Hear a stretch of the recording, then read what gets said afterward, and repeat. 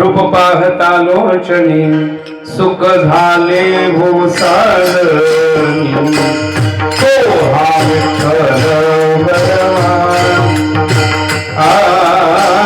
तो हा माधव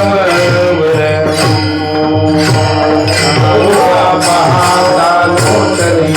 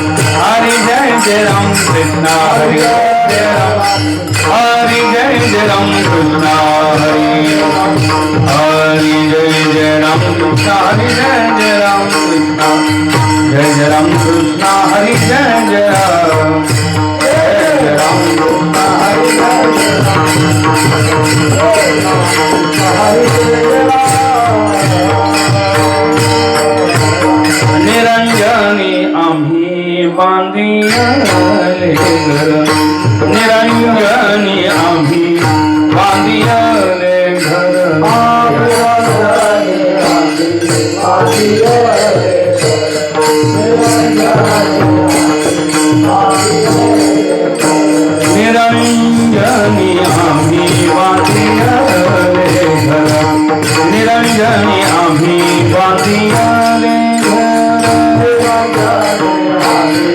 बांधिया रे घर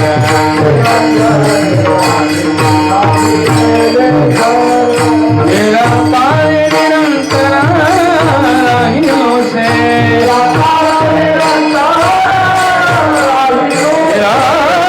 काम निरंतर राहियों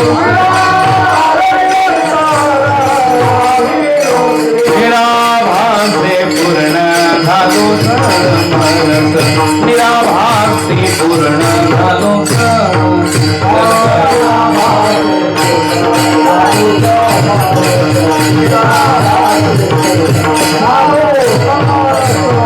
अखंड क्या पावन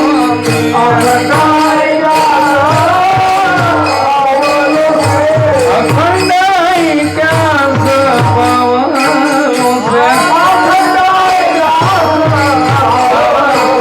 निराकार पूर्ण झालो निराभास पूर्ण झालो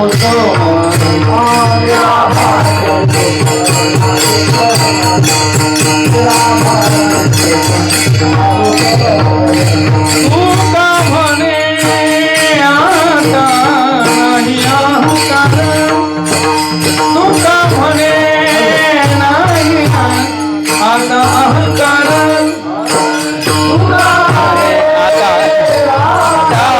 नाही अहंकार तू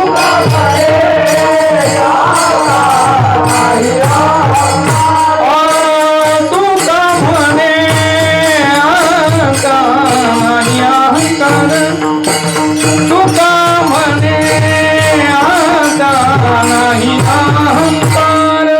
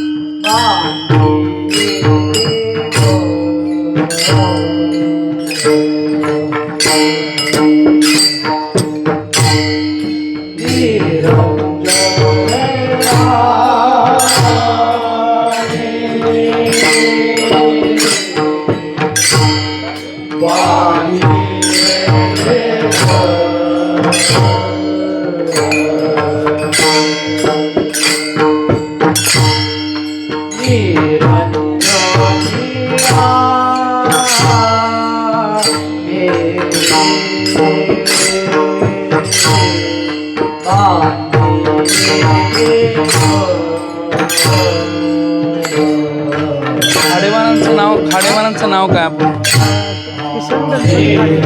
त्यांच्या किती दोन मुलं आहेत ना काय नाव आहे विक्रम किसन घाटे आणि प्रताप सकाराम पाटील सकाराम पाटील हा दत्त लहान विक्रम आणि प्रताप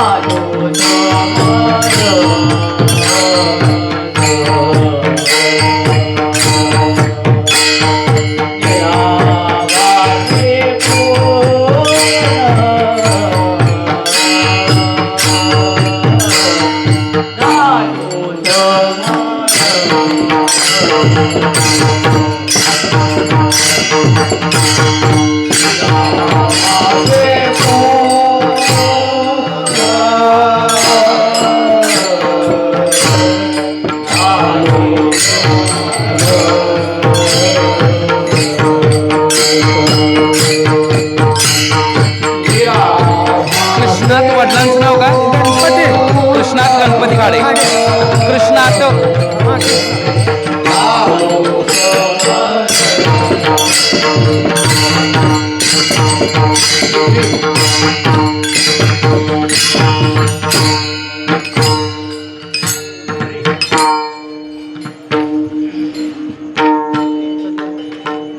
भाषे पूर्ण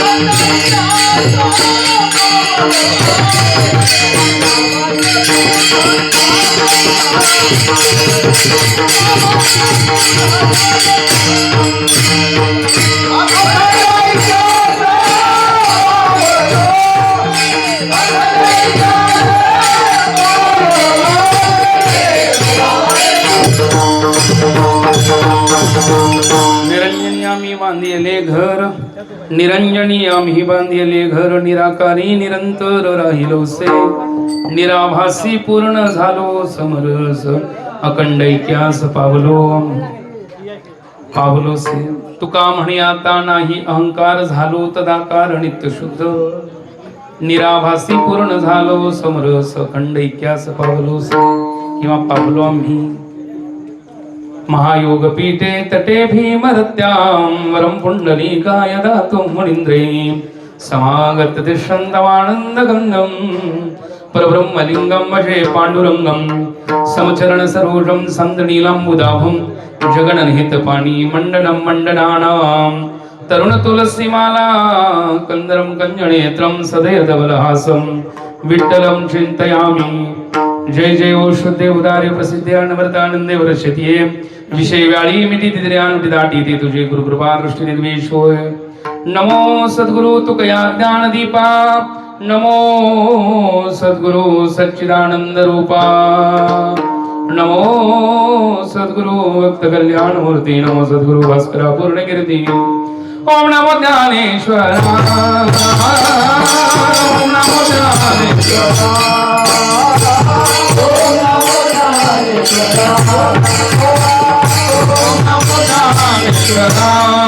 करुणा करा करुणा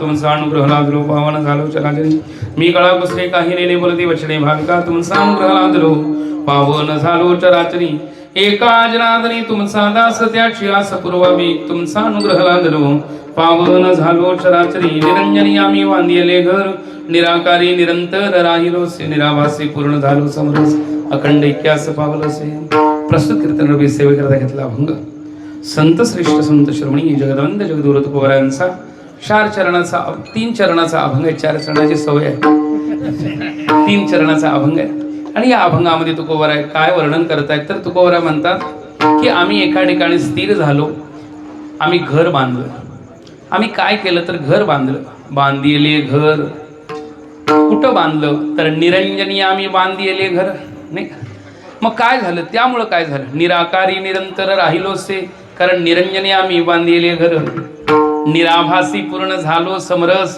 कारण निरंजनी आम्ही बांधिले घर अखंड ऐक्यास पावलोसे कारण निरंजनी आम्ही बांधिले घर तुका म्हणे आता नाही अहंकार झालो तदा कारण नित्य शुद्ध कारण निरंजनी आम्ही बांधिले घर विठला विठला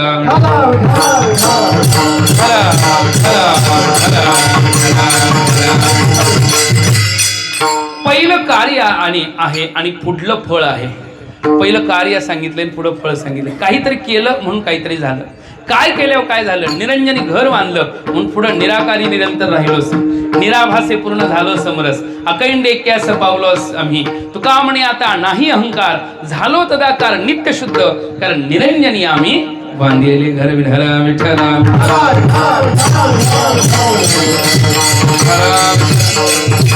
आज ज्या निमित्ताने या ठिकाणी कीर्तनाचं आयोजन आहे ते आदरणीय हरिभक्त परायण कासारपुतळा गावातील कृष्णात गणपती खाडे महाराज यांच्या वास्तुशांतीच्या घराच्या वास्तुशांती निमित्त सुंदर असं या ठिकाणचं त्यांची जी वास्तू आहे इमारत आहे त्या वास्तुशांती निमित्त आयोजित असणारं हे कीर्तन आहे आणि या कीर्तनाकरता निवडलेला अभंग असा आहे त्यांचे जे पुत्र विक्रम असतील किंवा सखाराम असतील त्यांच्या अथक परिश्रमातनं इथे जी वास्तू तयार झालेली आहे आणि त्या वास्तूकरता त्यांच्या गृहप्रवेशाकरता त्यांच्या वास्तूच्या एक वास्तुदेवतेच्या शांती प्रित्यर्थ शांती प्राप्त करण्याकरता या ठिकाणी आयोजित असणारं हे कीर्तन आहे आणि या कीर्तनाकरता निवडलेला अभंग हा तुकोबरायांचा आहे. विठ्ठल विठ्ठल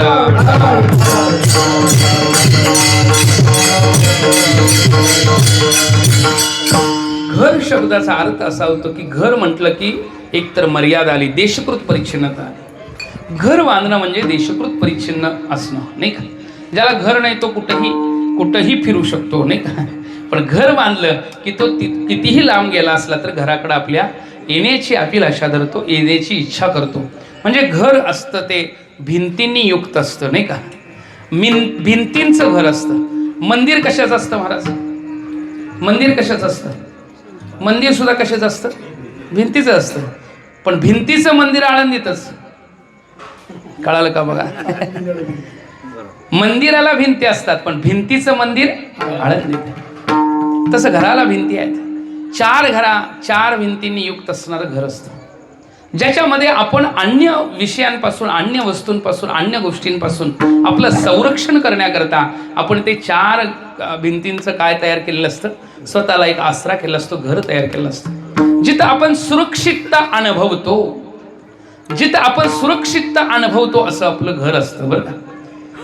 मग ते घर कसं असतं म्हणाल तर ते आकाराचं असतं. निराकारी निरंतर राहिलो असे तुकोबरायांचं, बरं का. पण आपलं कसं असतं? आकार असतो, विशिष्ट असा आकार दिला जातो. तो आकार योग्य असावा म्हणून इंजिनियरची व्यवस्था असते, नाही का. तो आकार कसा असावा? व्यवस्थित असावा. याच्याकरता इंजिनियरची व्यवस्था असते. इंजिनियरनं प्लॅन काढून द्यायला लागतो, इंजिनियरनं व्यवस्थित व्यवस्था तिथं तयार करावी लागते. मग ते आकार उत्कृष्ट आला की लोक म्हणतात घर काय सुंदर बांधलंय. आकाराने युक्त घरं असतात प्रत्येकाचे. बरेच आता बघा, पक्षाला सुद्धा घरटं असतं का नाही सांगा. पक्षाचं घरटं असतं, त्याचाही आकार वेगळा आहे पण त्याचं नाव घरटं आहे, नाही का. त्याच घराचं नाव हवेली पण होतं काय वेळा. लोक म्हणतात हवा जास्त येते म्हणून हवेली, नाही का. फ्लॅट पण म्हणतात, नाही का. आणि काय म्हणतात महाराज? हाऊस म्हणतात. हाऊसनं बांधलं म्हणून हाऊस म्हणतात. बंगला पण म्हणतात. पण काही का असं ना, जिथं आपण स्थिर होऊ शकतो असं ठिकाण म्हणजे घर. विठ्ठल विठ्ठल.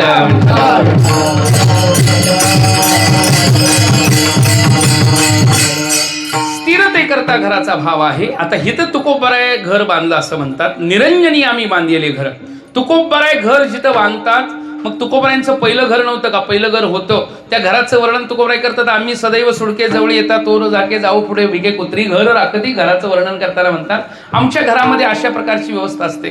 ते लौकिकातलं घर आहे. हे लौकिकातलं घर आहे. पण आता अद्वैतातलं घर तुकोबराय एक सांगतात. लौकिकातलं घर तुकोबरायांचं कसं आहे? मोठा वाडाही होता तुकोबरायांचा. वाडाही होता. तुकोबराय श्रीमंत होते, त्यात काय वादच नाही. पण तुम्हाला सगळ्यांना माहिती आहे की तुकोबरायांच्या बाबतीतलं वर्णन कसं आहे. पण तुकोबराय ह्या ठिकाणी आता जे घर बांधतायत त्या घरामध्ये माणसाला वाटतं की आमचं घर एवढं मजबूत असावं की त्या घरातनं आम्ही त्या घरामध्ये आयुष्य जीवन आपलं व्यतीत व्हावं. ते घर आपल्यापासून बाजूला जायला. घर असं मजबूत बांधतो आपण. मग सिमेंट कॉन्क्रीटचं घर बांधतो का नाही सांगा. मजबूत बांधतो का नाही. जेवढं मजबूत असेल. कशापासून वाचवायचं आहे? पावसापासून वाचवायचं आहे, उन्हापासून वाचवायचं आहे, वाऱ्यापासून वाचवायचं आहे. म्हणजे त्या घरामध्ये आतमध्ये पाऊस नाही, ऊन नाही, वारा नाही, चोर नाही, अशांपासून आपल्याला सुरक्षित करण्याकरता आपण घराची संयोजनता करतो ना. तुकोबराय म्हणतात माझ्याही अंतकरण वृत्तींच्या अवस्था अशाच होत्या की जी वृत्ती कुठंही पळत होती. वृत्ती स्थिरच राहत नव्हती. तुकोबरायांचं प्रमाण आहे. वास्तविक तुकोबराय मुक्त आहेत, नित्यमुक्त आहेत. आम्ही वैकुंठवासी आलो याचं कारण असे म्हणतात. पण लोकांना दाखवताना आम्ही वैकुंठवासी जरी असले तर शिकवण्याकरता त्या अवस्थेला येऊन शिकवतात. मग असं आपलं सुद्धा एक घर आपण लौकिकातलं बांधलं. पण अलौकिकातलं एक घर असं असतं की जिथं स्थिर होण्याकरता आपल्याला साधना करावी लागते. घर बांधणं म्हणजे काही सामान्य नाही आहे. घर बांधण्याकरता विटा लागतात, वाळू लागते, नाही का, सिमेंट लागतं. घर बांधण्याकरता नियोजन मोठं असावं लागतं का नाही सांगा. तसं हे सुद्धा निरंजनातलं घर बांधण्याकरता काहीतरी साधना लागली. पहिलं ते मन स्थिर राहत नव्हतं, वृत्ती स्थिर राहत नव्हती, पळत होती, आजूबाजूला पळत होती. लहान मुलाला सोडलं की ते घरात राहत नाही की नाही, ते पळतं का नाही बाहेर सांगा. सारखं बाहेर पळत असतं. तशी वृत्ती बहिर्मुख झाल्यामुळं पळायला लागलेली. तुकोबराय हे स्वतःचं वर्णन सांगत नाहीत पण साधन काला शिकवण्याकरता हे वर्णन सांगतात. काय वर्णन करतात? मन स्थिर नाही माझी हाती हाती प्रिय सकळ खुंटरिया युक्ती शांती निवृत्ती जवळी आहे मन स्थिर नाही माझी हाती मन स्थिर नाही माझी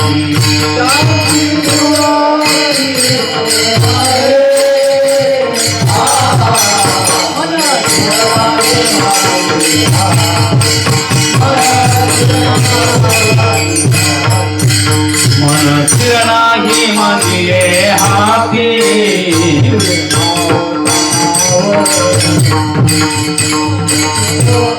माझी हाती इंद्रिय धावताना बनती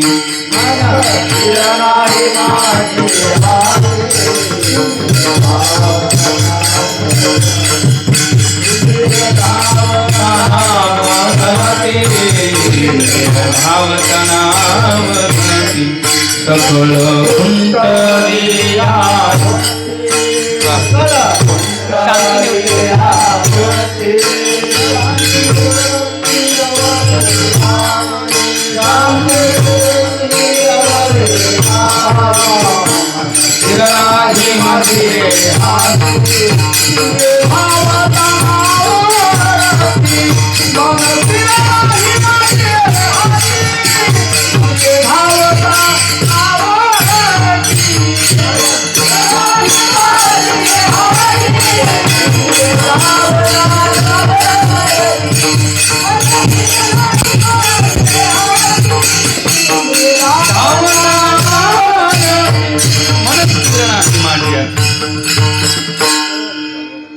कधीपासून नाही मन स्थिर कधीपासून नाही याला सुरुवातच नाही अनादि शब्द आहे अनादि अविद्या अनादिपणानं आपल्याला लागले अविद्येची सुरुवातच नाही म्हणून नेहमी सांगितलं जातं की अविद्येची डिग्री मिळत नाही अज्ञानाची डिग्री मिळत नाही ज्ञानाची डिग्री असते अज्ञान प्राप्तच आहे आपल्याला मिळालेलं आहे आता मग काय करायचं आहे ते अज्ञान घालवायचंय तसं म्हणले अनादि काळापासून लांबणं आलोय कुठून आलोय दुरोणी आलो मी गा दुःख झाले दारो किती जन्म झाला फेरा गणित नाही जी दातारा हितनं तिथनं नाही आलो आमच्या गावापासून आम्ही आलो नाही महाराज आम्ही कुठनं आलेलो आहे ह्या आमच्या कुठून आलो याचा सुरुवातच नाही याला अनादि शब्द आहे अनादि लांबणं आलो मग आलो कशा करता आलो याच कारणासी बोलिले जे ऋषी हे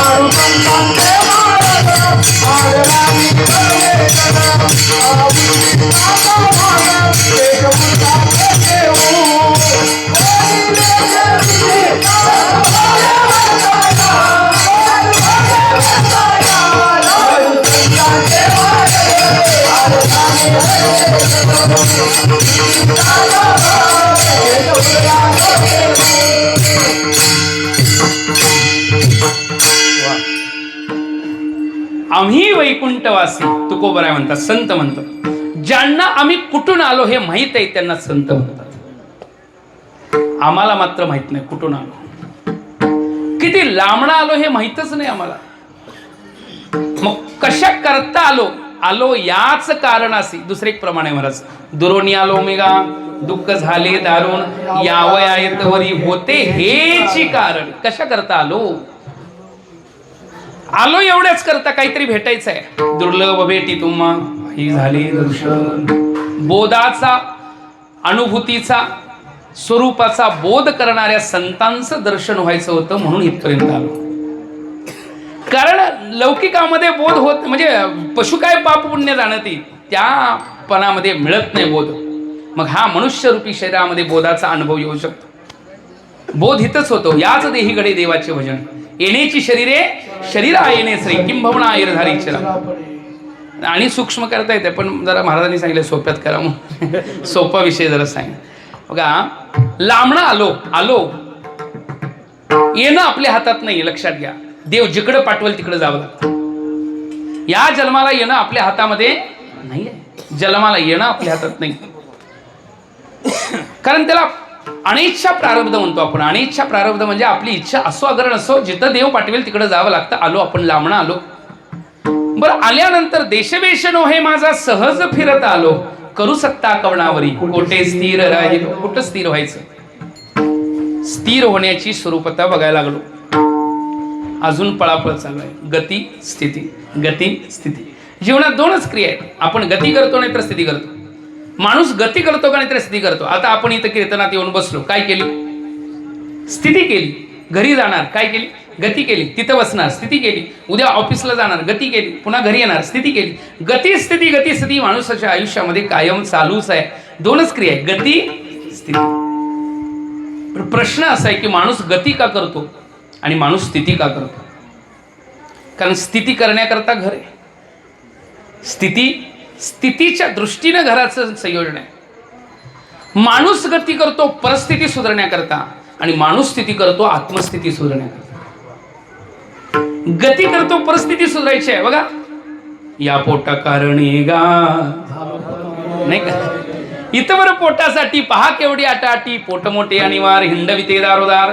कुठं कुठं पळवते सांगा. कुठं कुठं पळवते नाही का.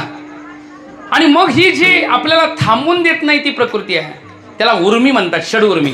जन्म मरण क्षुधा पिपासा आणि रागद्वेष हे स्वभावता येतात म्हणून उर्मी शब्द आहे.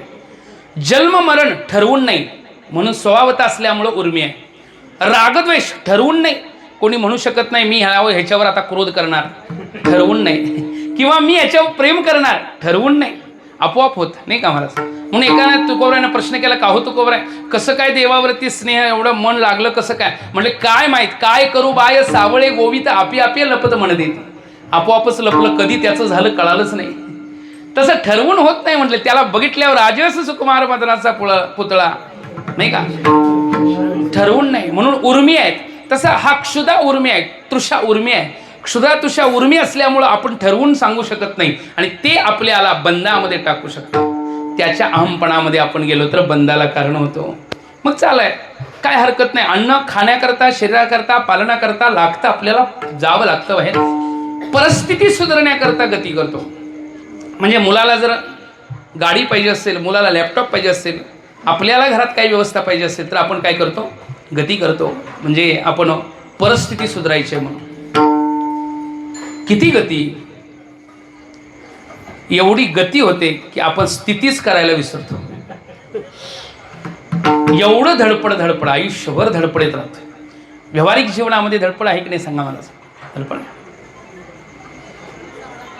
सायास करशी प्रपंच दिननिशी ज्ञानोबराय. मग ज्ञानोबरायांनी बघितलं लोकांना ते काय आत्ताच सायास प्रपंचातलं आहे असं नाही त्यावेळी पण ज्ञानोबराय म्हणतात सायास करशी प्रपंच दिननिशी पण हरीशी न भजसी कवणे आगुणे. प्रपंचातलं धावपळ पळणं आहे गती. आता स्थिती बघा. गती ही परिस्थिती सुधारण्याकरता केली जाते आणि स्थिती ही आत्मस्थिती सुधारण्याकरता केली. तुम्ही म्हणाला आपल्याच पोटाला लागतं तर मग परिस्थिती काय म्हणताय. परिस्थिती शब्दाचाच अर्थ आहे परक्याची स्थिती. परिस्थिती शब्दाचा अर्थ आहे परक्याची स्थिती. मग परक्याची स्थिती सुधारण्याकरता माणूस गती करतो आणि आत्मस्थिती करण्याकरता स्थिती करतो. मग परक्याची स्थिती म्हणजे तुम्ही म्हणाल शरीर तर आपलं आहे. नाही नाही नाही. देह हे काळाचे धन कुबेराचे येते मनुष्याचे. हे परक आहे. देह हे पाचाचे झाले हे कर्माचे गुणी गुंतले बहुतसे रुजले जन्म मृत्यूच्या. 5 जणांचा वाटा आहे म्हटले. हे देह पाचाच आहे. हे परक्याची स्थिती आहे आणि ही स्थिती सुधारण्याकरता माणूस गती करतो. पण स्वरूप स्थिती सुधारण्याकरता माणूस स्थिती करतो. गती करतो स्थिती करतो. चालूच आहे आयुष्यभर गती स्थिती. पण तुम्हाला सांगा स्थिती करून गती केली म्हणजे मनाला अत्यंतिक स्थिर करून मग कितीही जीवनामध्ये व्यवहारामध्ये पळालं तर काय हरकत नाही. व्यावहारिक जीवनात कितीही पळा, पण मनाला मात्र त्या स्वरूपाशी अधिष्ठात करा, स्थिर करा, एकाग्र करा. त्या स्वरूपावरती अधिष्ठात करून स्थिर करणं म्हणजेच निरंजनी आम्ही इथपर्यंत यायचं आहे बरं का महाराज. पण अजून सापडलेलं नाही. बैसलो जयावरी सैराट ते जाय, वाटलं हित स्थिती मिळेल, वाटलं हिती स्थिती मिळेल. स्थितीची साधनं शोधली पण स्थिती काही भेटली. कारण पेट्रोल पंपावर जाऊन साखर पावडर मागून चालत नाही. त्याला कुठं जावं लागतं? किराणा दुकानात जावं लागतं. जिथं मिळतं तिथं जावं लागतं. जिथं मिळत नाही तिथं शोधण्याचा प्रयत्न करून सापडणार नाही. तसं शोध आपला चालू आहे पण सापडत नाही, सापडत नाही. कुठं आहे? गुह्यतम इदम तू ते गुह्यतमम. हे शास्त्र गुह्यतम आहे. हे साधनेनं मिळतं. असं तसं गडबडीत येल्यावर धांदलीनं भेटत नाही. आलेला गडबड करतो. ज्ञानोबराय म्हणतात ना, गडबडीनं मिळत नाही कैसेने दैवत प्रसन्न त्वरित उघार आहे निवांत. गडबड करून परमार्थ भेटत नाही. लोकांना लगेच झटपट पाहिजे असतं. आजकाल ते मॅगी पण झटपट आहे आणि शाबू पण झटपट आलेत. माहिती आहे ना, चुकून एखाद्याच्या विसरून गेलं, एकादश आहे उद्या, सकाळी 9ला लक्षात आलं, 10ला तर प्रसाद जेवाय फराळ करायचं आहे. झटपटवालं एकानं तर असं केलं, त्याकडे झटपट मिळालं नाही, मिक्सरलाच लावलं तर शाबू बारीक बारीक केला आणि अर्ध्या तासात मला वाढला पण त्यानं. अर्थ काय बघा. म्हणजे तुम्ही तसा प्रयोग करा असं मी म्हणत नाही बरं. झटपट पाहिजे कुठलीही गोष्ट, गडबडीत लगेच. पण साधना गडबडीत करून परमार्थ नाही. तर ह्या ठिकाणी स्थैर्यतेचा परमार्थ आहे. परमार्थामध्ये मनाच्या एकाग्रतेला महत्व आहे, मनाच्या स्थैर्यतेला महत्व आहे. मनामध्ये 2 दोष, एक वृत्तीमध्ये मल नावाचा दोष आणि विक्षेप दोष. हे जोपर्यंत जात नाही तोपर्यंत अनुभूतीच्या दिशेनं प्रवास चालू होत नाही. आपण हितच अजून अडकलं असेल तर आपल्याला पुढला प्रवास उपयोगाचा नाही. हितून सुरुवात करावी लागते. मग स्थिरतेचा भाव करावा लागेल. स्थिर सगळ्यात पहिल्यांदा मल दोष गेला, विक्षेप दोष गेला. ही साधन आहे बरं का महाराज. मन स्थिर नाही माझी अति विक्षेप दोष नाही का. जाऊ नये ते तर जाई, खाऊ नये ते खाई, मल दोष. जाऊ नये तेच जाई, खाऊ नये. इच्छा तर आहे की, अभिलाषा आहे. कोणती आहे? विषयातली आहे. विषयाकडली प्रवृत्ती आहे आणि मग विषयातली प्रवृत्ती घेऊन परमार्थ करण्याची इच्छा करत असेल तर परमार्थातला आनंद येतच नाही. कसं असतं बघा, लाल चष्मा घालून जग बघायची इच्छा केली पण ते जग काळं दिसलं पाहिजे. चष्मा कुठला घातलाय आणि जग कसं दिसलं पाहिजे? काळं. तसं विषयाची दृष्टी घेऊन परमार्थ समजून घ्यायचं म्हटलं तर होऊ शकत नाही. त्याच्याकरता विषयापासून विरक्त अवस्था भाव आहे. मग कायमचं विरक्त शब्द नाही बरं का. निर्लिप्त. विरक्त शब्दाचा अर्थ लगेच सोडून जायला तयार असतात. सगळं सोडून वनात गेलं चालत नाही म्हटले. आहे त्या घरामध्येच, आहे त्या स्थितीमध्येच काय करावं? ठाईचं बैसोनी करा एक चित्त,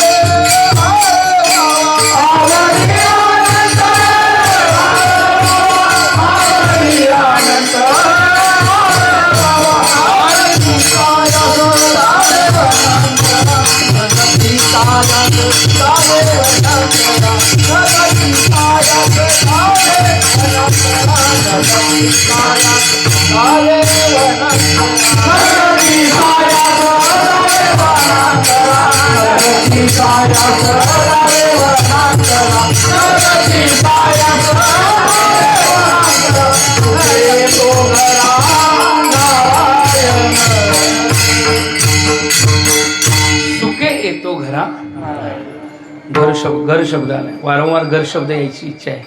म्हणून शब्द सांगायला सुखे येतो घरा नारायण. काय करायचं आहे? साधना करायची.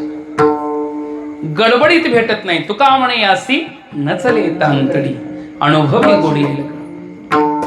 मग काय करायचं? स्थिर व्हायचंय. स्थिर व्हायचं असलं तर घर पाहिजे. स्थिर व्हायचं असेल तर काय पाहिजे?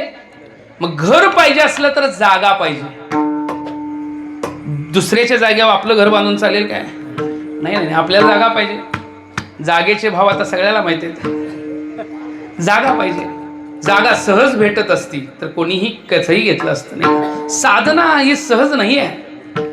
व्यवहार ही सहज नाही. ज्ञानोबराय वर्णन करतात, पैसे कमवायला कष्ट लागतात ना आपल्या व्यावहारिक जीवनात, तसं ज्ञानोबराय म्हणतात पुण्य कमवायलाही कष्ट लागतं. मग कमवलेलं पुण्य कसं पण वाटून टाकू नका, हे ज्ञानोबरायांचं म्हणणं आहे. सायासे पुण्य अर्जिजे मग संसारू का अपेक्षिचे. बरं का महाराज, कसं पुण्य अर्पण अर्जित केलं? सायासानं. मृदंग काय सहज शिकला का? जरा कष्ट करावं लागलं ना. सायास. लोकांना वाटतं की सहज झालं काय? नाही नाही, प्रत्येक गोष्टी करता सायास आहे. सायास आहे. घर बांधण्याकरता कष्ट आहे. मग सायासानं जागा घेणं असेल, सायासानं घर बांधणं असेल, असं तसं लगेच होत नाही. मग त्यातला आनंद एक वेगळा आहे, कष्टानं प्राप्त केलेल्या वस्तूचा. तसं साधना केली, साधनेद्वारा त्याला सायास केलं. सायास. सायास हे विषयाकरता करावं लागतं का परमार्थाकरता करावं लागतं? तुमचं काय म्हणणं? अस्थिर होण्याकरता सायास करावं लागत नाही, स्थिर होण्याकरता सायास करावं लागतं. अस्थिर व्हायला सायास करायला लागते का? अजिबात करावं लागत नाही. विषयाकडली प्रवृत्ती आता झोप यायला लागलेली आहे, जांबी दिलेलीच आहे, अजून आ करायचं आहे, म्हणजे आ करा वाजायचं आहे, अकरा वाजायचं आहे, त्यामुळे काय हरकत नाही. पण ही तर सायास आहे, आवरणं. झोपेला आवरणं सायास आहे की नाही सांगा? आवरण सायास. विषयातली प्रवृत्ती सहज आहे, परमार्थामध्ये अट्टाहास आहे. विषयात प्रवृत्ती सहज आहे. माणसाला विषयातली प्रवृत्तीला काय कष्ट करावं लागतं का? म्हणावं लागतं का? टी व्ही बघावी म्हणायला लागत नाही, नाही का? मोबाईल 2-2 तास बघावा म्हणावं लागत नाही. वाईट कर्म करा म्हणून म्हणावं लागत नाही. चोरी कर्म करा म्हणून म्हणावं लागत नाही. कर्म करा, चोरी करू नका म्हणावं लागतं. वाईट बोलू नका म्हणावं लागतं. म्हणजे संस्कार हे चांगलं करण्याकरता सांगितले जातात, वाईटाकरता शिकवलं जात. वाईट हे आपल्याला प्राप्तच आहे, त्याची कुठं डिग्री नसते, पण चांगल्याची डिग्री असते, नाही का महाराज? तसं सायास करावं लागतं. एखादी साधना स्थिरतेकरताचं सायास करावं लागतं. आपण करावं सायास. जरा घरात ठाईचं वैसोनी करा एक चित्त संत का म्हणतात? याचा अर्थ आहे की बसावं, स्थिर मन करावं आणि मग निरंजनी बांधायचे का? असं तसं नाही. आपलं काय तात्पुरतं लागलं की पुन्हा आणि विचलित होऊ शकतं. जरासं मन एकाग्र झालं तरी सुद्धा कायमचं झालं असं नाही. काय काय लोक साधना करतात महाराज, बरं का, अशी करतात. 2 दिवस हरिपाठ म्हणायला लागले, तिसऱ्या दिवशी वाटतं मी महाराजच आहे मोठा.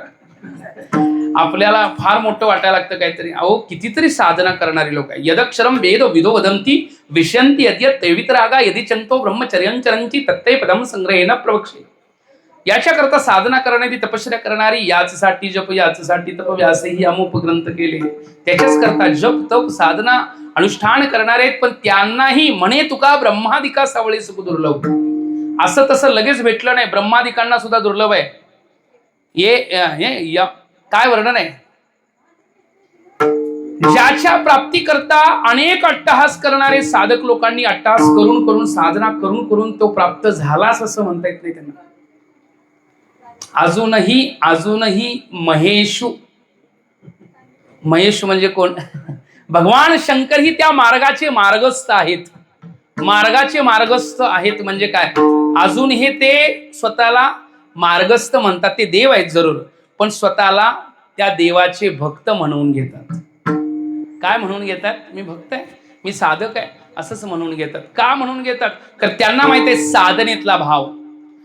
आदिनाथ गुरु उगच म्हटलेलं नाही, साधनेतला भाव त्यांना माहित आहे. म्हणून साधना करावी लागते, सायास करावं लागतं. आणि त्या सायासाकरता जिथं करायचं ती साधनता बघा, तो जागा पाहिजे, ठिकाण पाहिजे, जिथं घर बांधायचं.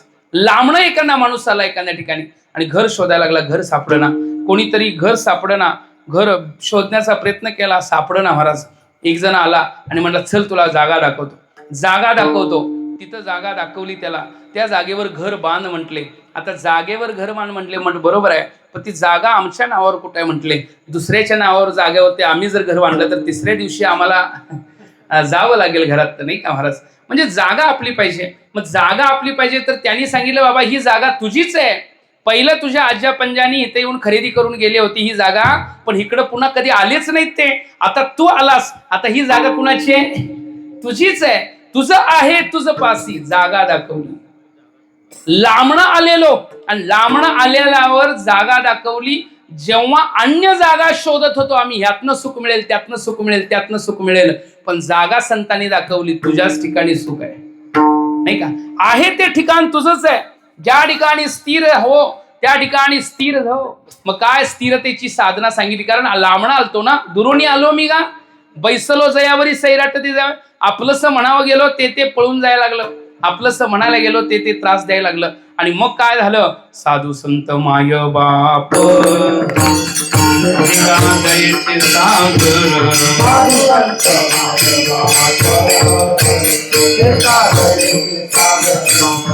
भावाचे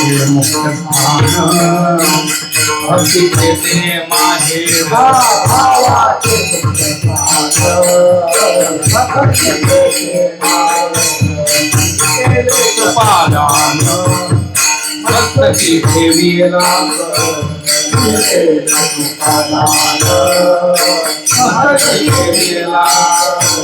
माया मोहन झाले कले माया मोहन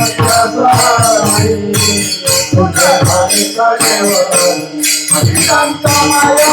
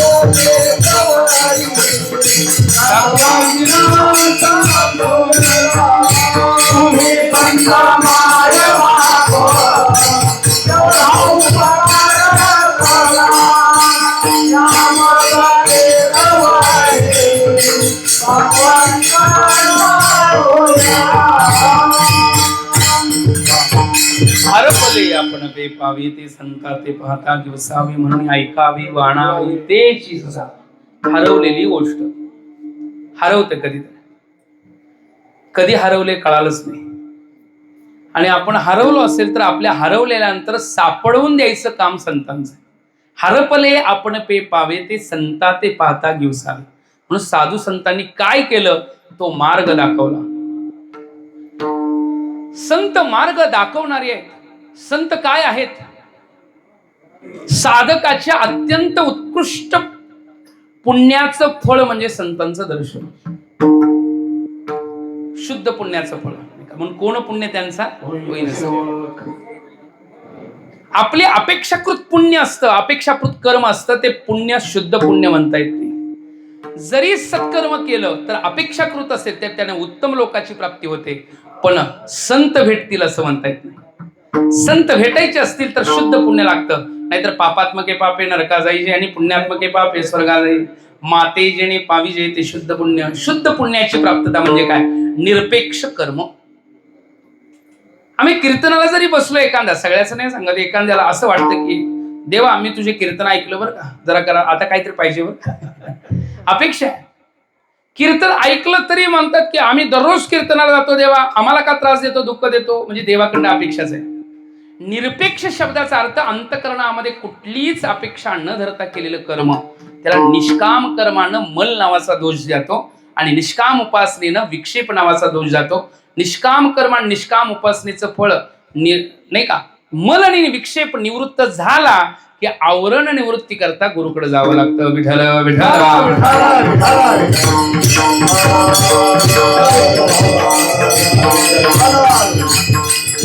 संतांची सेवा आपल्या जीवनामध्ये मिळणं गरजेचं आहे. आणि बघा कितीही मोठं आपलं जीवनामध्ये चांगलं कार्य झालं ना, तर संत दर्शनाकरता यावं, संतांचं दर्शन आपल्या घरामध्ये यावं, संत आपल्या घराकडे यावे. संत घराकडे आले तर तुका म्हणे आले घरात तोची दिवाळी दसरा. खरी वास्तू शांती, खरंच समाधान काय असेल तर नाही का. स्वामी काज गुरु भक्ती पितृवचन सेवापती हीच विष्णूची महापूजा. म्हणून पहिल्या काळातले लोक ऋषीमुनी साधक महात्म्यांना आपल्या घरी बोलवायचे, शुभ कार्याच्या वेळी घरी बोलवायचे, चांगल्या कार्याच्या वेळी घरी बोलवायचे. वास्तुशांती आदी कर्म जे आहे ते कसं आहे तर नैमित्तिक कर्मामध्ये एक निमित्तानं केलेलं कर्म आहे. आणि नैमित्तिक कर्मामध्ये मंत्र हवन होम अशा विधी असतात, यज्ञाची जप उच्चार केला जातो. मग अशा वेळी आपल्याकडं अनेका मंत्राचा उच्चार होणं गरजेचं असतं. आणि तो उच्चार म्हणजेच विठ्ठल विठ्ठल मंत्र सोपा करी पापा निर्मूळ. म्हणजे ह्या विधी जर आपल्या सकाळच्या झाल्या, कोणती विधी केली म्हणले, एक उत्कृष्ट अशा पूजेची विधी केली, उत्कृष्ट अशा यज्ञाची विधी केली, उत्कृष्ट अशा होम हवनाची विधी केली, तर त्यावेळेस ती विधी झाल्यावर, कारण ती सूक्ष्मता आहे, कर्मकांड हे सूक्ष्म आहे. मंत्र चळे थोडा तरी धडचे हो हे वेळा. मंत्राचं वर्णन असं आहे, मंत्र उत्कृष्टच बोलले जातात, मंत्राची विधी उत्कृष्ट होत असते. आणि मग ही विधी पूर्ण झाल्यावर मग भजन कीर्तन का करायचं असा जर प्रश्न असेल तर भजन कीर्तन एवढ्याच करता करायचं असतं. ह्या वर्षा विधी सूक्ष्म आहेत, ह्या विधी सूक्ष्मतेनं केल्या तरी काय हरकत नाही, केल्या आपल्या व्यवस्थित झाल्या तरी सुद्धा आपल्याकडं एक यत्किंचित काही भाग राहिला नको, तो संपवायचा असेल भाग, त्यातला यत्किंचित भाग जर निवृत्त व्हायचा असेल चुकलेला, तर तो भाग निवृत्त करण्याकरता विठ्ठल विठ्ठल मंत्र सोपा करी पापा निर्मूळ असा शब्द आहे. त्यामुळं कोणत्याही चांगल्या कार्यांच्या विधींच्या नंतर संध्याकाळी भजन ठेवतात, कीर्तन ठेवतात, नामस्मरण ठेवतात. त्याला कारण हे आहे विठ्ठल विठ्ठल.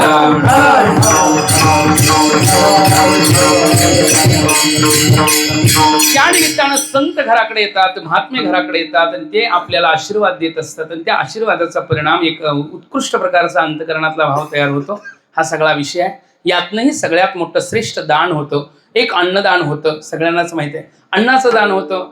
त्या ठिकाणी त्यांचा सन्मान सत्कार केला जातो. सगळ्यात मोठं आता खाडे महाराजांनी इथं नियोजन केलेलं आहे, ते कोणतं दान असेल तर ते ज्ञानदानाचं काम आहे. विठ्ठल विठ्ठल. कारण सगळ्यात श्रेष्ठ दान कोणतं असेल तर ज्ञानदान. अन्नदान काय आज केलं उद्याच्याला म्हणतील महाराज बरं कसं काय पुढल्या वेळी, पुन्हा आणि अपेक्षा एखाद्या वेळेला लागू शकते अन्नदानाच्या वेळी बरं का. पण ज्ञानदानाच्या बाबतीत आज ज्ञान ग्रहण केलं आयुष्यभर आपल्याला ज्ञान होऊ शकतं. अन्नदान काय आज आपण खाल्लं तर आशीर्वाद दिले आजच्या पुरते, पण उद्या आणि लागणार, परवाही लागणार. अन्नदान काय, अन्नदान करावं, चांगलं आहे, काय हरकत नाही. पण सगळ्यात श्रेष्ठ दान असतं त्याला ज्ञानदान म्हणतात. ते ज्ञानदान जर आपल्याला घडलं आपल्याकडं आणि ते ज्ञानदान घडायचं असेल तर काय करावं लागतं महाराज, सगळे आपले पाहुणे रावळे सगळे आपले मित्रमंडळ सगळे एकत्र आल्यानंतर असं कीर्तनाचं आयोजन केलं तर इथं ज्ञानाचं दान होतं.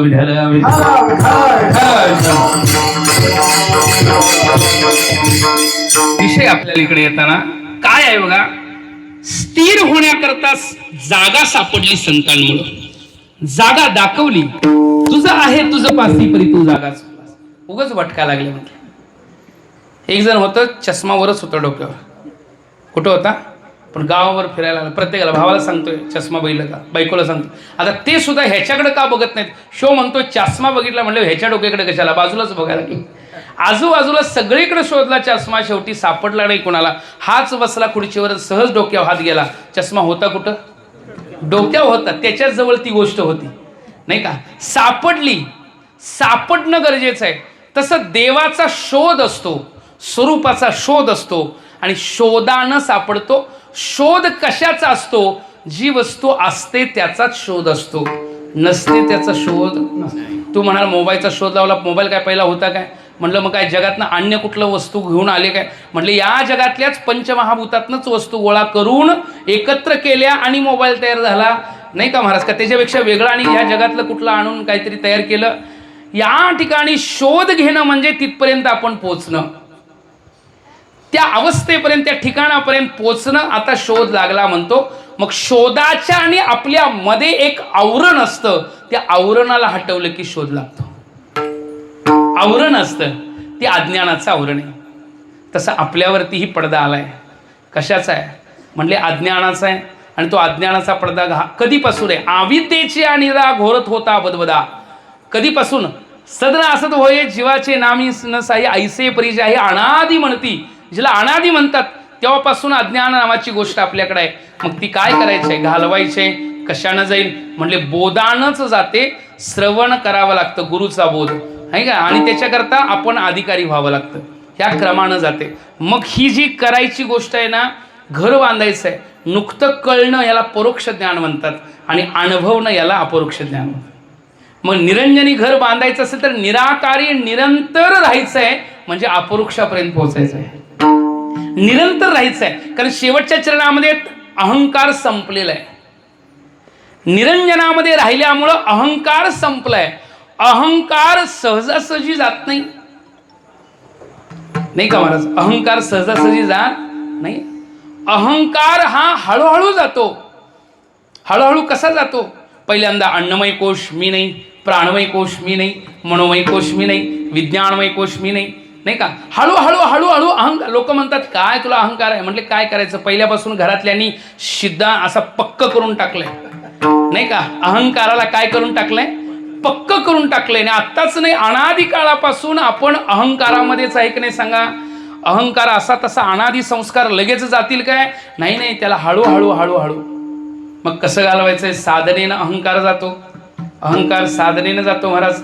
मी कोण आहे हे कळवून घेतल्यावर पहिला मी देह आहे हा जो अहंकार आहे तो हळूहळू कमी कसा येईल? युक्ती मानावी लागते. देह बदलणार आहे पण मी बदलणारा नाही. अहंकार देहावरला कमी होतो. मी बदलणारा नाहीये पण देह बदलणार आहे. लहानपणी आज्याच्या मांडीवर खेळलेलो मी, म्हातारपणी नातवाला मांडीवर खेळवणारा मीत फरक नाही, देहात फरक जरूर झाला. आपल्या झाला का नाही सांगा? लहानपणी लहान होतं, तरुणपणी तरुण आहे, वृद्धपणी वृद्ध. शरीरामध्ये बदल झाला. अस्ति जायते वर्धते विपरिणमते भक्ष्यते म्रियते, क्रम आहे. पण ज्याच्यात बदल नाही ते मी मात्र तत्व, असा अहंकार हळू कमी झाला. आता मन मी नाही, बुद्धी मी नाही, नाही का? चित्त मी नाही, अहंकार मी नाही. मग अहम ज्या ठिकाणी होता ना तो अहंकार गेला, अहंकार निवृत्त झाला. तो निवृत्त होण्याची दशा ज्ञानानं आहे. कोणत्या गोष्टीनं आहे? बाकी कुठल्याही साधनानं ती गोष्ट मिळत नाही. शिरा बनायचा असेल तर तांदूळाचा वापर अजिबात होऊ शकत का? शिरा बनवण्याकरता तांदूळ वापरतात का हो? नाहीत वापरतात. जर चपाती बनवायची असेल तर ज्वारीचं पीठ वापरून चालेल का? नाही चालणार. तसं म्हटले अहंकार घालवायचं असेल तर अहम ओळखता आला पाहिजे. नेमका मी कोण आहे ओळखता आला पाहिजे. मग मी कळतो मी कोण आहे. अहो मी कोण आहे? अहंकार करणाऱ्याला सांगावं लागतं अहो किती मोठं विश्व. बाह्य दृष्टीनं बघायला गेलं तर किती मोठं विश्व. कुठं आहे बघा, किती मोठे हे ब्रह्मांड. त्यामध्ये कुठं आपण बसलोय, कुठं कुठल्या ठिकाणी बसलोय. हळूहळू आपल्याला वाटतं की आपण कोण आहे. आपण कोण आहे हो? आपण कोण आहे? मी कोण आहे? मग कळणं गरजेचं आहे. मी तर वासुदेव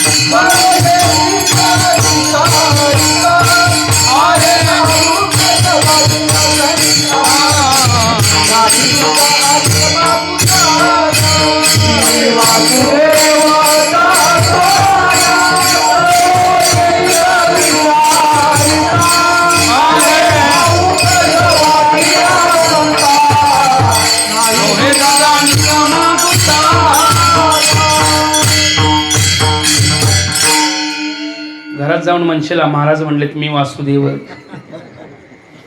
ती म्हणेल तू देव तर मी देवी आहे, मी तर काय वारके काय. पण मी वासुदेव तत्वतः हा अनुभव आहे, अनुभव आहे. तत्वमसी हा बोध आहे, पण अहम ब्रह्मास्मी हा अनुभव आहे. अनुभव आला पाहिजे बरं का, अनुभव. मग अनुभवाला यायचं असेल म्हणजे आभाणापादकावरून निवृत्त व्हायला पाहिजे. आहे कळायचं असेल तर असत्वापादकावरून निवृत्त व्हायला पाहिजे.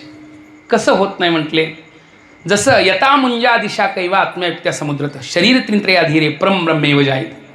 जशी पहिल्या काळात एक काडी असायची, ती काडी कुठल्या तरी एका अशा प्रकारचं, जसं आपल्या इकडं जोंधळ्याची काडी असतात ना वरती कणगट, तसे एक कुठलं तरी झाड आहे, त्या झाडाची अत्यंत आतमध्ये सूक्ष्म अशी काडी असते, अत्यंत सूक्ष्म.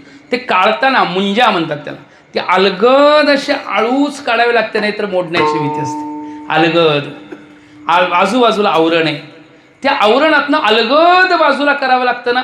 तसं ह्या ठिकाणी आपल्या स्वरूपाच्या ठिकाणी स्वरूपाचं ठिकाणचं जे तत्व आहे ना, ते अलगद ओळखावं लागतं. ज्ञानोबराय त्या ओळखण्याची एक परिभाषा सांगतात. कसं ओळखायचं म्हणजे, कसं ओळखायचं म्हणजे ते शब्दांनी बोधित होतं, शब्दांनी त्याचा अनुभव येतो का नाही महाराज. बोध केला जातो गुरूंद्वारा, बोधानं आपणच आपल्याला ओळखायचं आहे. मग कसं बोध कसा श्रवण करावा, मनाच्या काणी ऐकावे बोध आहे. बरं, तो श्रवण करताना वेचती मणे मवाळे चकोर तलगे. चकोराची पिलं जशी सेवन करतात, एक उदाहरण ज्ञानोबाला देतात. शरद ऋतूचं चांदणं पडलेलं असतं आणि त्या चांदण्यामध्ये चकोर पक्षी काय करतात, त्या चंद्राचं अमृत सेवन करतात नाही का. वर्षातनं एक दिवस असतो शरद ऋतू, वर्षातनं एक दिवस आलेला असतो, म्हणजे ते नक्षत्र आलेलं असतं, पौर्णिमा असते आणि त्याच्यावेळी चंद्राचं अमृत पडत असतं. त्यावेळी चकोर पक्षी सेवन करत असतो. तू म्हणाल आम्ही सेवन केलं तर काय बिघडतंय, तुम्हाला कोणीही शपथ घातलेली नाही तुम्ही सेवन करू नका म्हणून, पण आपल्याला करताच येत नाही. ते अधिकार चकोर पक्षाचं आहे. चकोर पक्षी काय करतो, त्याचं सेवन करतो. पण चकोर पक्षी सेवन करताना त्यानं वर्षभर वाट बघितलेली आहे, म्हणजे मनामध्ये आशा आहे, आस आहे की एकदा मिळणार, एकदा मिळणार. ती आस शब्दाचा अर्थ आहे की मन कसं आहे, आसयुक्त आहे म्हणजे कामयुक्त आहे, कामनायुक्त आहे, म्हणजेच मल नावाचा दोष आहे. आता ते जेव्हा चंद्राचं अमृत सेवन करत असतो त्यावेळी गडबड आहे, धांदल आहे. धांदल गडबड विक्षेप नावाचा दोष आहे. धांदल गडबड का आहे, कारण त्याला माहित आहे आजच्या दिवसापुरतं आहे, पुन्हा वर्षभर वाट बघायला लागणार आहे. आजच्या दिवसापुरतं प्यायला खायला मिळणार, वर्षभर वाट बघावी लागणार. म्हणून धांदल आहे. एक आहे आसक्ती आहे, धांदल आहे, मल आहे, विक्षेप आहे आणि त्यामुळं दुःख आहे. दुःख मनामध्ये घेऊन तो त्याचं सेवन करतो. पण ज्ञानोबर ह्या ठिकाणी चकोराचं उदाहरण देतच नाहीत, तर चकोराच्या पिलाचं उदाहरण देतात. चकोराचं पिलू वर्षभर त्यानं वाट बघितलेली नाही आहे, वर्षभर अजिबात वाट न बघता ते चकोराचं पिलू काय करतंय, त्या अमृताचं सेवन करतंय. बरं, त्याला धांदलही नाही आहे, त्याला आसही नाही आहे, म्हणजे मल नावाचा दोष नाही, विक्षेप नावाचा दोष नाही. त्यामुळं त्याचा जो अनुभव आहे तो अनुभव अत्यंत मवाळ रूपातला ज्ञानोबरा म्हणतात. वेचती मने मवाळे चकोर तलगे. ज्ञानोबरा पुढे सांगतात तयापरी श्रोता अनुभवावी ही कथा. आता गुरुकडे गेल्यानंतर मल विक्षेप निवृत्त करून गुरुकडे गेलं तर ती कथा अनुभवावी, म्हणजे गुरुनी केलेल्या बोधाला अनुभवावं.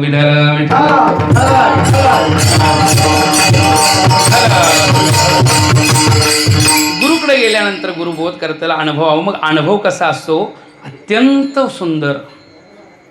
म्हणून मगाशी सांगितलं वैतागून कीर्तन ऐकायला लागलं असलो तर कसा बोध होईल महाराज, नाही का.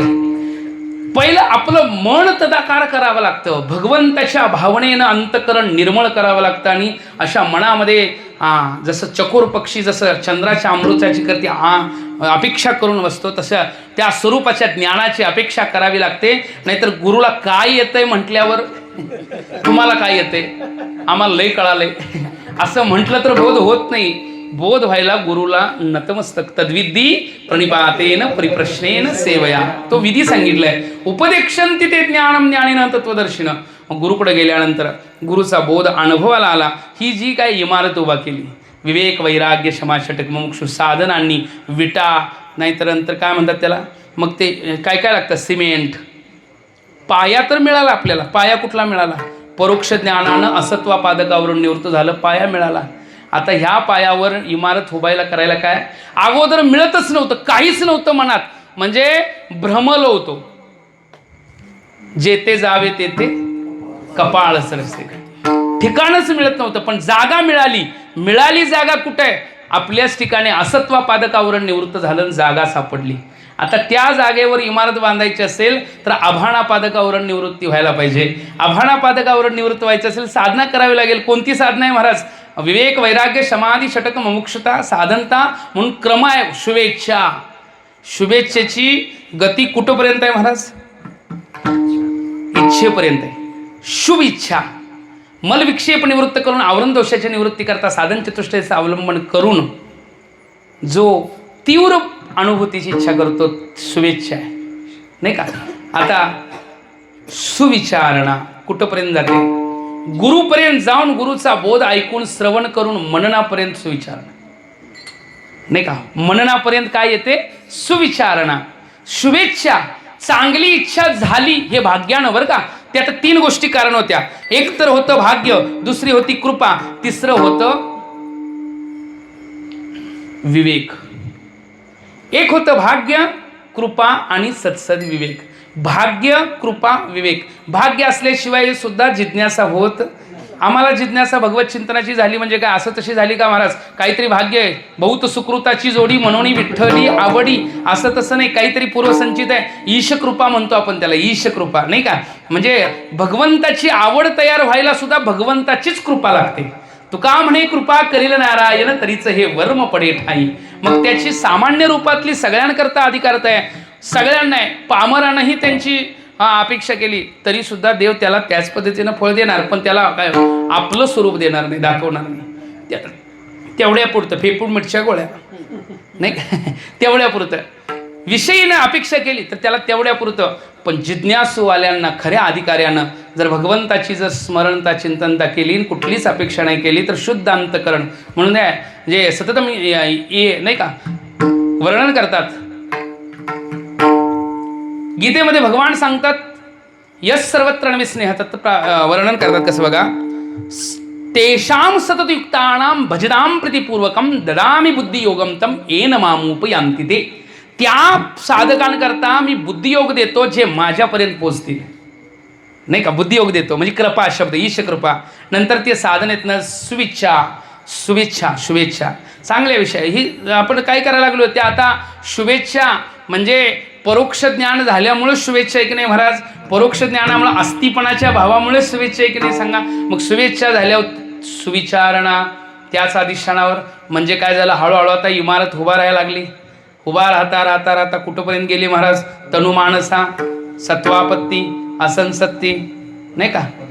पदार्थाभाविनी, आणि शेवटी तुर्यगा. तुर्यगेच्या ठिकाणचं वर्णन आहे, निरंजनी आम्ही बांधले.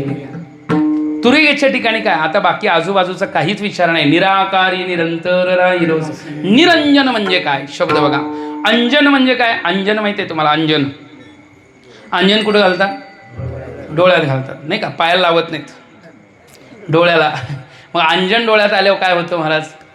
जैसे डोळा अंजन भेटे ते वेळी दृष्टीस फाटा फुटे, मग वास पाहिजे तिथं बरगडे. अंजन असतं. आजकाल तुपांजन पांढरं पण येतं बरं का.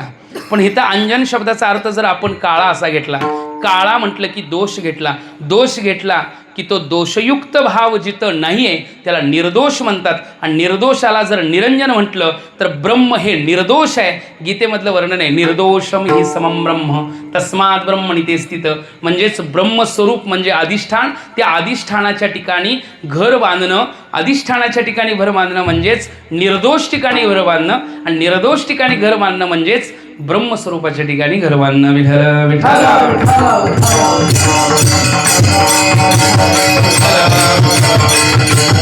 आता निरंजनी आम्ही बांधलेले घर म्हणजे स्वरूप कळालं म्हणून घर बांधलं का? उगच बांधलं घर? कळालं आपलं आहे, कळालं आपलं स्वरूप आहे आणि तिथं घर बांधलं. मग घर बांधल्यावर काय झालं? कळालं आपलं स्वरूप आहे, घर बांधलं. निरंजनी आम्ही बांधलेले घर. आता ते घर कसं आहे? निरंजनात बांधलं, त्यामुळे ते तसं आहे की निराकार. कसं आहे? अज्ञान विरहित निराकार. निराकार म्हटलं की देशकृत कालकृत वस्तुकृत परिच्छिन्न आणि युक्त असणारा आकार असतो. आकार असतो हा देशकृत कालकृत वस्तुकृत परिच्छिन्न आणि युक्त असतो. कडे महाराज देश परिच्छिन्न आकार, मग तो चौकोन आकार असतो, नाहीतर स्थूल आकार असतो, नाहीतर मोठा असा लहान असतो. आकार म्हटलं की देशकृत परिच्छिन्न आणि युक्त असतो. पण तुकोबाराय ज्या ठिकाणी घर बांधतात ते निराकारी. निराकारी निरंतर. आता निरंतर शब्दाचा अर्थ ते नित्य आहे. निराकार आहे म्हणजे देशकृत कालकृत वस्तुकृत परिच्छिन्न आणि युक्त असं असणारं नाही आहे.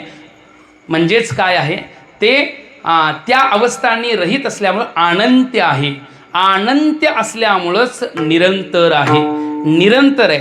देशादींनी परिच्छिन्न नसतं ते अनंत्य असतं, आणि जे अनंत्य असतं तेच निरंतर असतं. विठ्ठल विठ्ठल.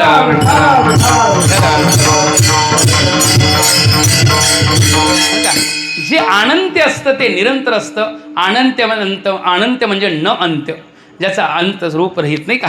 मग अनंत्य म्हटलं की निरंतर.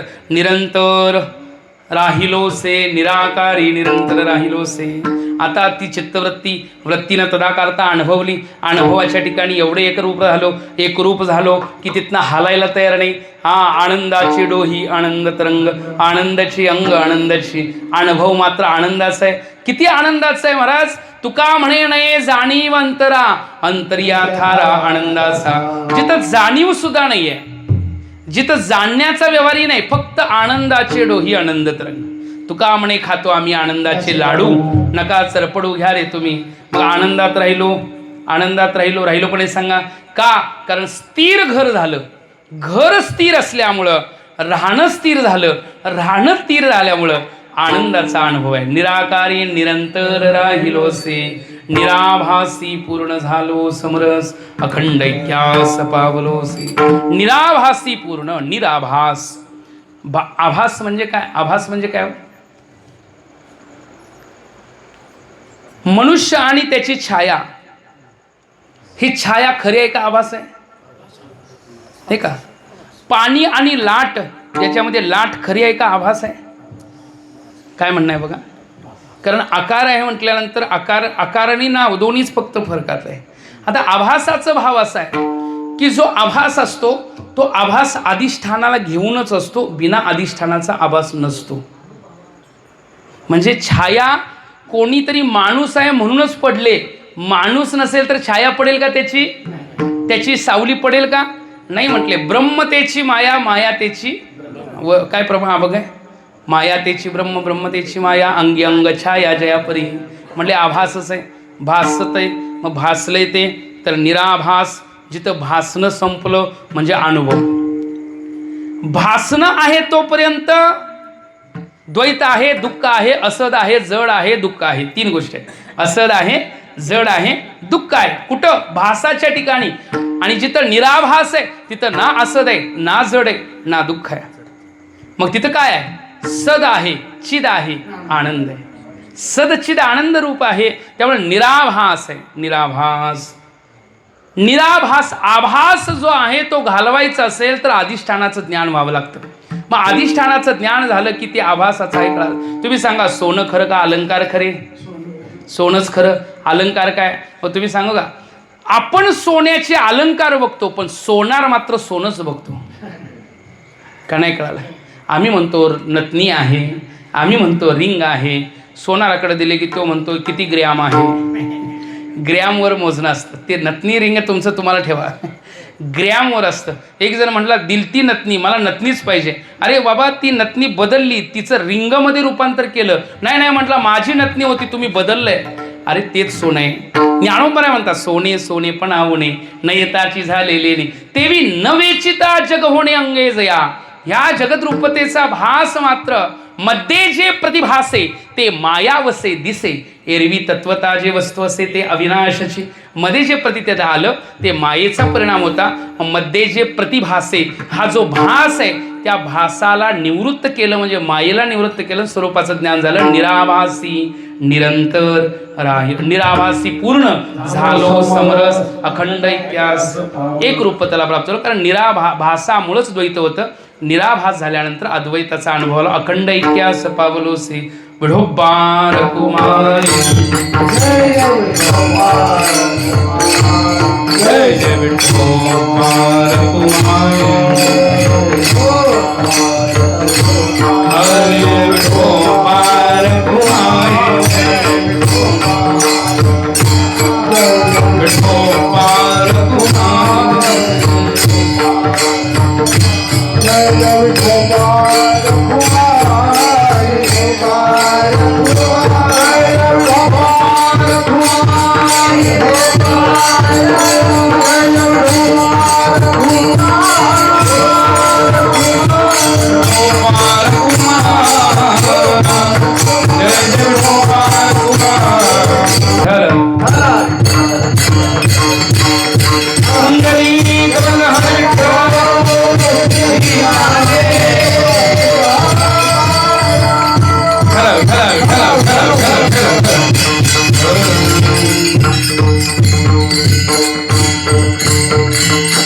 निरंजनी आम्ही बांधिले घर निराकारी निरंतर राहिलो से निरावासे पूर्ण झालो समरस अखंड ऐक्यास पावलो से. तुका म्हणी आता नाही संस अहंकार झालो तदाकार नित्य शुद्ध निराभासी पूर्ण झालो समरस अखंड ऐक्यास पावलो आम्ही किंवा पावलो से. तुका म्हणे आता नाही अहंकार झालो तदाकार नित्य शुद्ध. निरंजनी घर बांधलं परिणामी अहंकार गेला. अहंकार गेला हाच परम महत्वाचा विषय आहे बरं का माझा. कारण शास्त्रामध्ये असं वर्णन केले अविद्येचा अहंकार जेवढा अविद्येनं असणारा अहंकार जेवढा खतरनाक आहे त्याच्यापेक्षा विद्येचा अहंकार अधिक खतरनाक आहे. त्याचं वर्णन करताना वर्णन करतात नाही का. अंधंतम प्रविशंती ये विद्यामुपासते ततो भूय एव ते तमो यहू विद्यायामृतः. विद्याचा अहंकार म्हटले विद्येचा अहंकार काय माझ्याकडे विद्या आली. अहो अविद्या निवृत्त करणं एवढंच विद्येचं काम. विद्येचं काम काय आहे अविद्येची निवृत्ती. झालं. कारण तुरटी असते तुरटी ती विहिरीत टाकली तर गाळ तळाला नेते. गाळाला तळाला नेत असताना स्वतःही खाली जाऊन काय होते विरून जाते. जाते की नाही सांगा. तशी वृत्ती आहे द्वैत स्वरूपाला निवृत्त करत करत जी बोधानयुक्त असणारी वृत्ती. कशाने युक्त बोधानयुक्त असणारी वृत्ती द्वैताला संपवत संपवत अहम अहम संपत संपत ज्या ठिकाणी तदाकारतेला प्राप्त होते की जिथं वृत्तीही राहत नाही तिथं वर्णन करतात सहज मी आंधळागा निज निराकार पंते वृत्ती निवृत्त झाली जननी शेषितेचे. अशा अवस्थेला मिळाल. कसं असतं बघा तो अनुभव बोलता येत नाही. झालो तदाकार नित्य शुद्ध. तदाकार झालो नित्य शुद्ध झालो हे बोलणं तुकोबराय बोलतात पण आम्हाला बोलता येणार नाही. तुकोबराय बोलतात हे आमचं भाग्य आहे. कारण नित्यमुक्त असणारे महात्मे जेव्हा बोलतात हे आपलं कुठंतरी भाग्य उदयाला आलेलं असतं. ते बोलतात आणि ते बोललेलं कळतं आपल्याला हे सुद्धा पुढलं भाग्य आहे नाही का. ते बोलतात पण दुर्लक्ष करणारी संख्या काही कमी नाही. ते बोलतात पण ते बोलल्यानंतर त्यांच्यापर्यंत आपण जाणं हे जरा त्याच्या पुढचा भाग आहे. ते बोललेलं आपल्याला कळणं हे त्याच्या पुढचा भाग आहे. मग लोक म्हणतात जरा कठीण विषय असतो महाराज. कठीण असतो परमार्थ काय एवढा सोपा विषय नाही आहे. पण जर आपण चांगल्या मनानं जर आपण परमार्थ अनुभवला तर आपल्याला ती आपल्या अंतकरणाची निर्मळताच परमार्थाचा बोध देते नाही का. अंतकरणाची शुचिर्भूतताच परमार्थाचा बोध देते.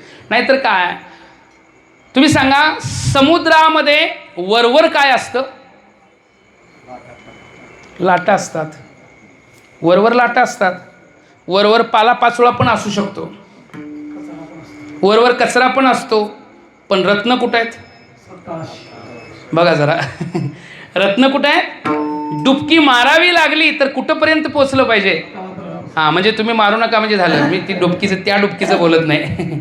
परमार्थातल्या चिंतनामध्ये अनुभूतीचा भाव आला नाही आहे, वरवरनं जर परमार्थ होत असेल, अनुभूती देतच नसेल, सुख समाधान. आम्हाला कुठलं सुख समाधान?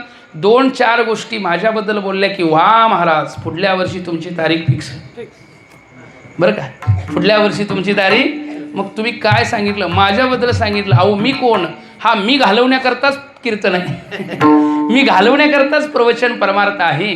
शब्दाचा भाव असा आहे की परमार्थ हा सूक्ष्मतेपर्यंत जात असतो.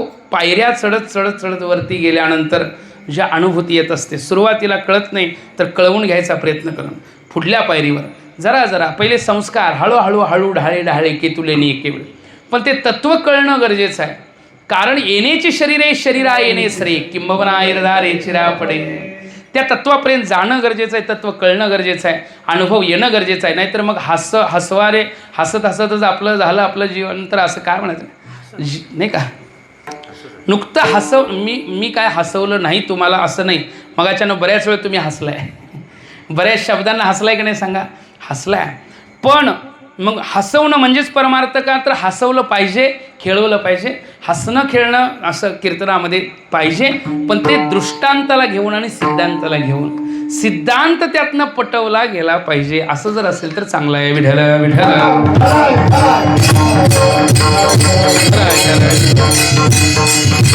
शब्दाकडे येऊ आपण आता. अहमपणा निघून गेला त्या अवस्थेचं वर्णन आहे. एकानं विहिरीत उडी मारली. का मारली? तर वर एक जण होता, त्याचं काहीतरी दागिना विहिरीत पडला होता. आता दागिना विहिरीत पडला होता म्हणून विहिरीत उडी मारली. तळापर्यंत गेला, त्याला दागिना दिसला म्हणजे त्याच्या मनामध्ये आनंद झाला. पण ज्याचा दागिना होता तो वर होता, त्याला पोहता येत नव्हतं. ज्याचा दागिना होता त्याला पोहता येत नव्हतं, ज्याला पोहता येत होतं त्याचा. पण त्यानं बघितल्यावर खुश झाला. म्हटलं आता दागिना जर त्याला दिला तर काहीतरी बक्षीस मिळणारच. मग दागिना सापडला या भावानं खुश झाला, पण त्याला वरच्याला सांगता येईना दागिना सापडलाय. का सांगता येतं सांगा? विहिरीत बुडलेला दागिना सापडलाय हे सांगता येत, आणि वरच्याला सुद्धा कळत नाही त्यांना दागिना सापडलाय ते. कारण वर आस लावून बसलाय, सापडला की नाही. जोपर्यंत हे सापडलाय हे सांगण्याकरता वर यावं लागतं आणि वर येऊन सांगावं लागतं. संत तेच काम करतात. स्वरूपाच्या ठिकाणचा अनुभवयुक्त असणारे महात्मे जगताच्या कल्याणाकरता आपल्या अवस्थेला येऊन जगाला सांगायला लागतात आणि तो अनुभव सांगतात. मग आपण खुश व्हायला पाहिजे, पण आपण म्हणतो तुम्हाला काय कळतंय नाही का? अशा अवस्थेत नाही, आपण खुश व्हायला पाहिजे. संतांनी सांगितलेला बोध अनुभवला की तू झालो नित्यशुद्ध अवस्थेला जातो. तोच एक अभंगाचं चरण म्हणून आपण आणि म्हणजे समाधीला साधू बोध झाला नुरोणी